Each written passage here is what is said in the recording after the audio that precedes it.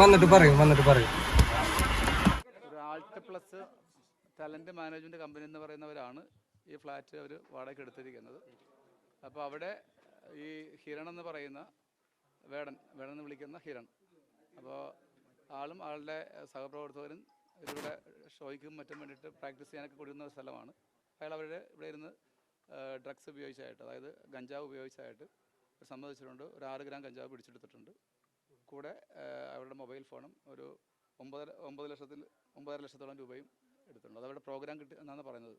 എല്ലാം കംപ്ലീറ്റ് എല്ലാം വെരിഫൈ ചെയ്യും. എല്ലാവരുടെയും ദേഹപരിശോധനയിൽ കിട്ടിയിട്ടില്ല. അത് അവരുടെ മേശപ്പുറത്തും മറ്റൊക്കെയാണ് സൂക്ഷിച്ചത്. ഉപയോഗിച്ചിരുന്ന അയാൾ സമ്മതിച്ചിട്ടുണ്ട്.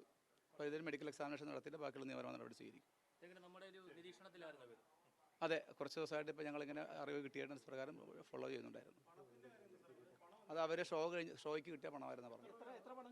ഒരു 9.5 ലക്ഷം രൂപ. അത് അവർക്ക് അവരുടെ കൂടെയുള്ള ട്രൂപ്പിലെ മറ്റ് മെമ്പേഴ്സിന് ഷെയർ ചെയ്യാനുള്ള സാധനമാണ്. ഇപ്പോൾ അവർക്ക് കിട്ടിയ പൈസ ക്യാഷായിട്ട് കിട്ടിയതുകൊണ്ടാണ് ക്യാഷായിട്ട് സൂക്ഷിച്ചതെന്ന് പറഞ്ഞത്. അവർ നിലവിൽ 9 പേരാണ്. അവർ നിയമ നടപടികളും അതുപോലെ മെഡിക്കൽ എക്സാമിനേഷൻ കഴിഞ്ഞതിന് ശേഷം അവർക്ക് ബെയിൽ കൊടുത്തുള്ളൂ. എല്ലാവരും ആ സംഘത്തിൽപ്പെട്ട ആളുകളാണ്. ആരുടെയും പേഴ്സണൽ പ്രോപ്പർട്ടി ഒന്നും കിട്ടിയിട്ടില്ല. ഏതായാലും അതിനെക്കുറിച്ച് അവരുടെ ബാക്കിയുള്ള വിശദമായ അന്വേഷണം കൃത്യമായിട്ട് നടത്തും.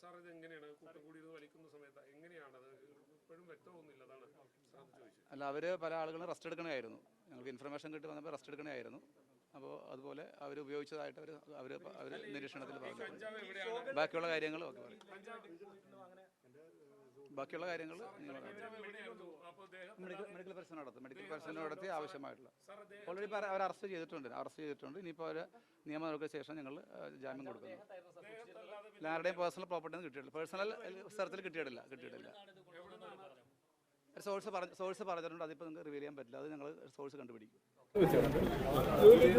കഞ്ചാവ് ക്രഷ് ചെയ്യാൻ ഉപയോഗിക്കുന്ന ക്രഷ് എടുത്തിട്ടുണ്ട്. അതിൻ്റെ പഫ് എന്ന് പറഞ്ഞ സാധനമുണ്ട്. അത് കിട്ടിയിട്ടുണ്ട്. കുറച്ച് OCP പേപ്പേഴ്സ് കിട്ടിയിട്ടുണ്ട്. ഒരു വെയിങ് മെഷീൻ കിട്ടിയിട്ടുണ്ട്.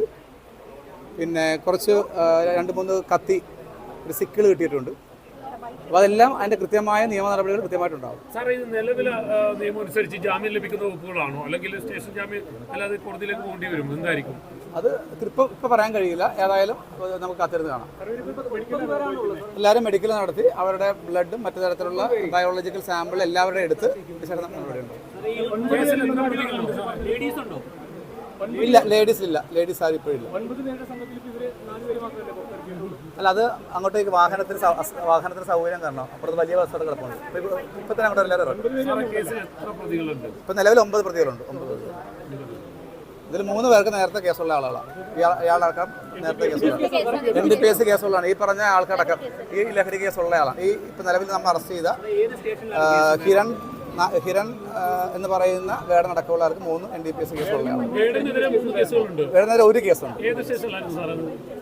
അതറിയാം. ഇടുക്കി ജില്ല. അതെ NDPS കേസുള്ളതാണ്. ഒരു കേസുള്ളതാണ്. അത് വെരിഫൈ ചെയ്യണം. ആള് പറഞ്ഞ കഥയാണ്. അതൊന്ന് വെരിഫൈ ചെയ്യണം. അവർ പറഞ്ഞ അതെ 3 പേർക്ക് അത് അവർ അഡ്മിറ്റ് ചെയ്ത കാര്യമാണ്. ഇത് വെരിഫൈ ചെയ്യണം. അവർ ഏത് സ്റ്റേഷനിലെ കേസ് വെരിഫൈ ചെയ്യണം. ഒരു ടൂത്ത് പോലെ ഒരു സാധനം കിട്ടിയിട്ടുണ്ട്. അത് ടൂത്താണ്. അത് പുലിയുടെ പല്ലാണെങ്കിൽ അത് ഉറപ്പ് വരുത്തിയതിന് ശേഷം നിയമ നടപടി ഉണ്ടാവും. മ്യൂസിക്കായിട്ട് ബന്ധപ്പെട്ട ആളാണ്. അതെ.